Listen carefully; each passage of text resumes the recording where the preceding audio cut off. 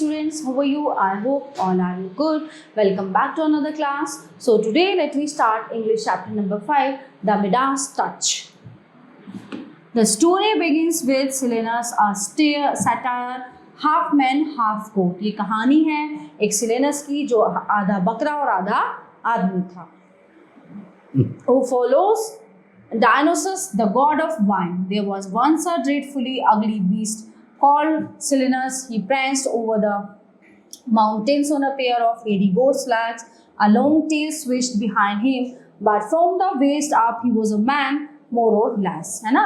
तो क्या था, यहाँ से ऊपर ऊपर वो इंसान था, उसके सींग लगे हुए थे और नीचे से वो बकरा था. His big belly bounced up and down as he ran along. A pair of horns sprouted out of his balanced shiny head. Quite often Snowbird dribbled from his thick and purple lips. In short, this delightful creature was a satire. Silenus was a friend of Dionysus, the god of wine. Silenus जो है किसका, डायनोसस जो देवता, wine के, शराब के जो देवता थे, उनका वो मित्र था. Okay,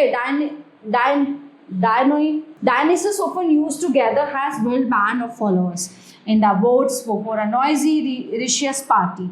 They included satyrs as well as Mendes, who were wild women of the woods. They would bang drums, blow pipes and horns, and crash cymbals, and they danced themselves into a mad frenzy. But above all, they liked to drink wine. है ना. एक बार उन्होंने कुछ party रखी, party में वो गया तो उसने बहुत ज़्यादा ड्रिंक कर ली थी, तो उससे क्या हुआ, वो लड़खड़ाता हुआ वहाँ से आया. One time after Silenus had been partying all night, he staggered out of the woods and into the palace grounds of Midas, king of Phrygia. He lay down between the rose bushes and fell into a deep sleep. ठीक है. जो राजा फिर जब वो जैसे वो उसने ज़्यादा ड्रिंक की तो वो जा रहा था लड़खड़ाता हुआ, तो राजा मिडास जो थे उनके बगीचे में जाके, फूलों का, गुलाब के फूलों का बगीचा था, वहाँ झाड़ियों में वो गिर गया और सो गया. Around mid morning princess Joey was walking through the gardens collecting rose blossoms. ठीक है. सुबह जो है मिड मॉर्निंग प्रिंसेस जो राजकुमारी है, राजा मिडास की जो पुत्री है, वो वहाँ पे आई बगीचे में कुछ गुलाब के फूल को चुनने के लिए. She saw the hairy hoof of Silenus sticking out from among the bushes, and she thought that a poor sick goat had come into the garden to lie down. उसने देखा उसको वहाँ पे सोते हुए, तो वो समझी कि शायद कोई बेचारा बकरा थक गया है और वो यहाँ पे आके गिर गया है, लेट गया है. Okay, as he was dirty and smelled not very nice. वो बहुत गंदा हो रहा था और वो स्मेल बहुत गंदी आई थी उसमें से.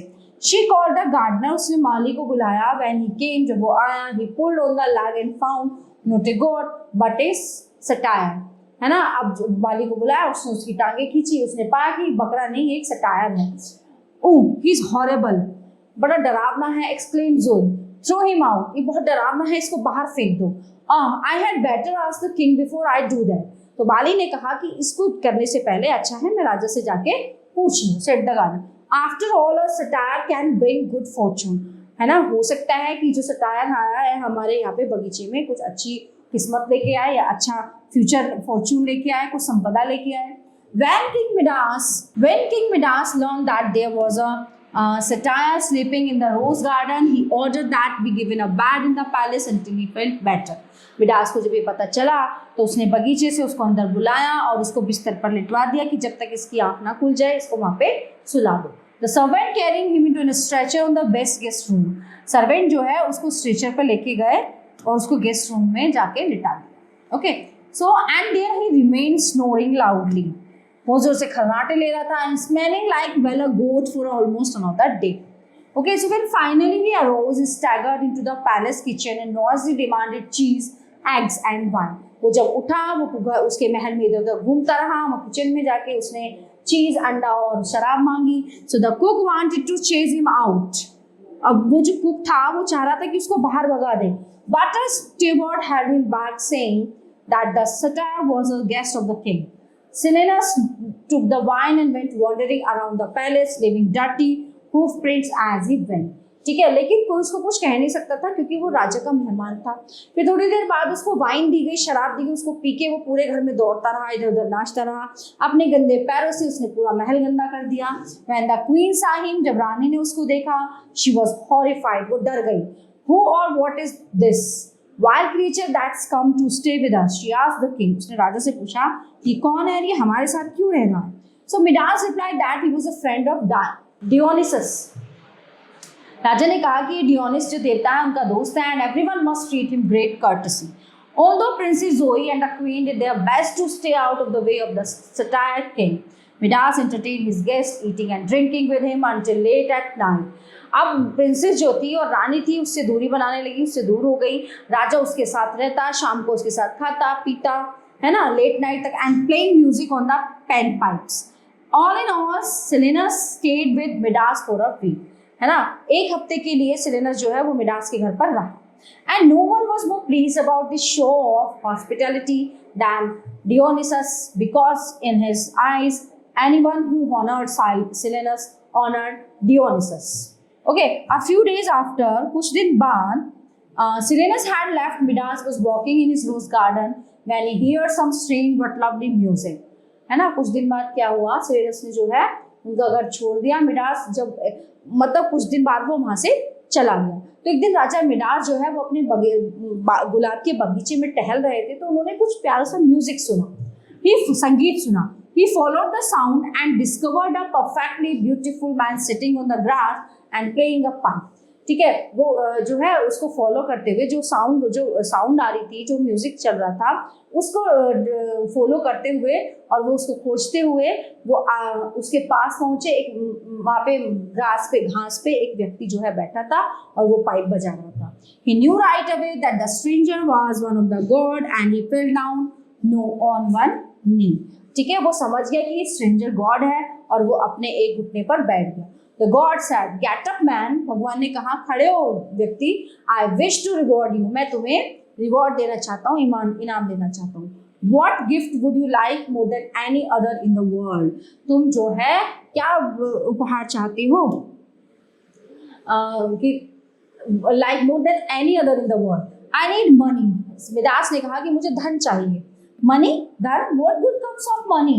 Asked the God. भगवान ने पूछा कि जो है तुम्हें मनी क्यों चाहिए? Well, of course, I God like you has no use for money. Said Midas ने कहा कि मुझे पता है कि भगवान को पैसों की जरूरत नहीं होती. But we mortals can never have enough of it. I wish that everything I touch turned to gold. ठीक है, वो कह रहा था कि मुझे सब कुछ चाहिए और या फिर ऐसा कर दो जिस चीज को मैं छू लूं वो सोने की हो जाए.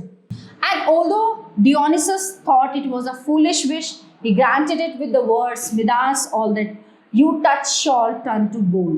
ठीक है, तो उसने कहा डियोनिसस ने कि ठीक है, मैं तुम्हें वरदान देता हूँ, जिस चीज को तुम छुओगे वो सोने की हो जाएगी. The god disappeared and King Midas rejoiced in his cause. जो है भगवान अदृश्य हो गए और उसने वो अपना जो वरदान था एंजॉय किया. He reached out and touched a rose blossom and it turned to gold. वो बाहर आया और उसने एक गुलाब को टच किया, वो सोने का बन गया. He picked up a stone, उसने एक पत्थर उठाया and that to become golden, वो भी सोना बन गया. Even a clod of earth became gold. He plucked an apple from a low branch, उसने झुकी हुई डाली थी उस पे से एक एप्पल तोड़ा and it immediately became cold and shiny. वो तुरंत जो है क्या हुआ, एप्पल जो है शाइनी चमकदार बन गया. He held it in his hand and said, "Oh, how pure and perfect it is." And then he tossed the golden apple over his shoulders and hurried into the palace to try his touch on random objects.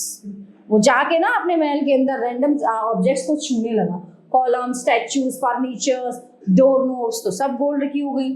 The servants heard his voice laughing and shouting. जो नौकर थे उन्होंने उसके हंसने और चिल्लाने की आवाज सुनी. Gold, glorious gold, and they wondered what had gone into the king.